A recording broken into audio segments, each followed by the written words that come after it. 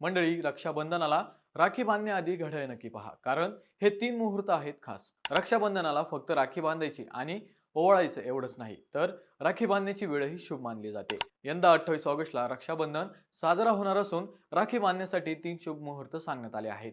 पहिला मुहूर्त सकाळी 5:45 ते 9:48 असा आहे. दुसरा मुहूर्त दुपारी 1:40 ते 4:15 पर्यंत आहे. तर तिसरा शुभ मुहूर्त सायंकाळी 6:29 ते 8:22 असं सांगण्यात आलं आहे. राखी बांधताना भावाला पाठावर बसून औक्षण करावं, त्यानंतर कपाळावर कुंकू किंवा गंध लावून अक्षता अर्पण कराव्यात. आरती करून भावाच्या उजव्या मनगटावर राखी बांधावी आणि त्याला मिठाई भरवावी. शेवटी भावाच्या सुखी, निरोगी आणि दीर्घायुष्यासाठी प्रार्थना करावी.